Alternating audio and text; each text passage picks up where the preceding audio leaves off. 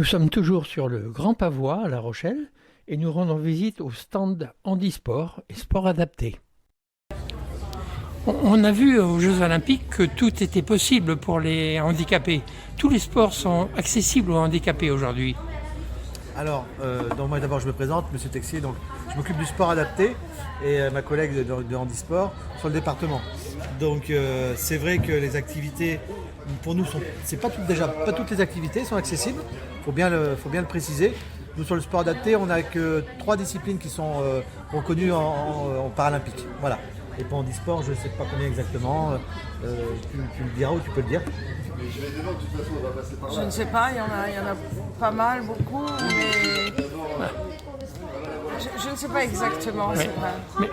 Mais on a vu beaucoup de choses à la télévision toujours. On a vu énormément de choses. C'était une belle vitrine. Oh, c'était une excellente vitrine, surtout les handisportifs, les athlètes paralympiques qui sont passés étaient vraiment fabuleux. Ils ont donné un maximum. On a vu que le handicap n'empêche pas le sport. Alors je pense qu'il y a quelques disciplines qui ne sont pas totalement accessibles, bien sûr, mais quand même pour un handicapé physique, amputé ou paraplégique ou autre, pratiquement tous les sports sont possibles. Et ici en Charente-Maritime, on a également des sportifs Bien sûr. avec handicap qui ont réussi. Oui, tout à fait. On a quand même des médaillés, on a des médaillés paralympiques, on a des... Mais ce ne doit pas être facile pour quelqu'un handicapé de se lancer au départ. Alors, c'est pas une question de ne pas être facile, c'est surtout qu'il faut qu'il croit en lui et qu'il rencontre les bonnes personnes. C'est pour ça que nous, aujourd'hui, on est sur le Grand Pavois, parce qu'on est présent pour essayer de proposer des activités comme la voile, etc., qui fonctionnent très bien au niveau des Paralympiques, et ensuite de l'aiguiller vers un club ordinaire.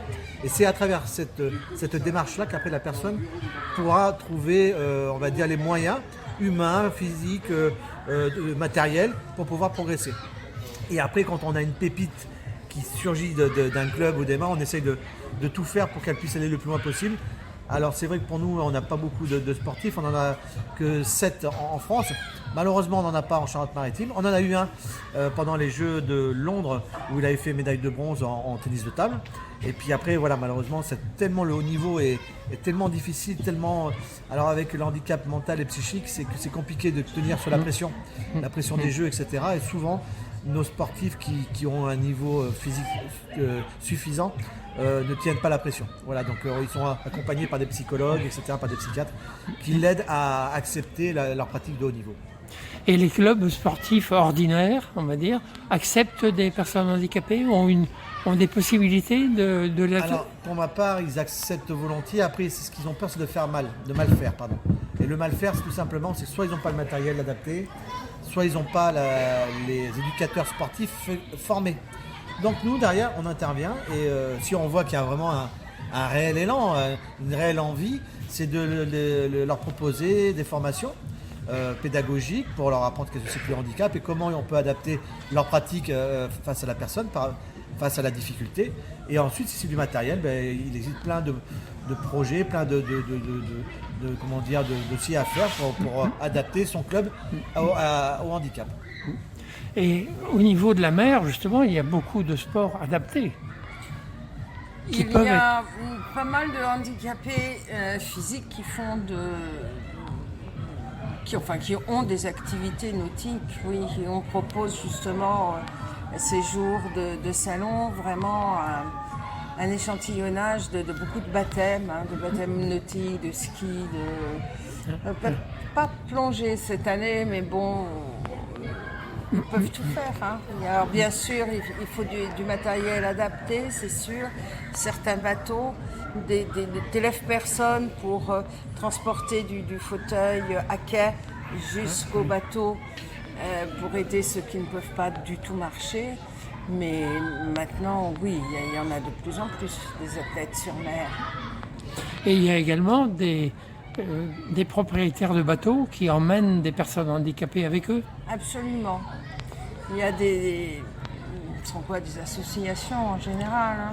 Particulièrement non, ça peut être des propriétaires tout simplement qui ont envie que leur bateau soit utile.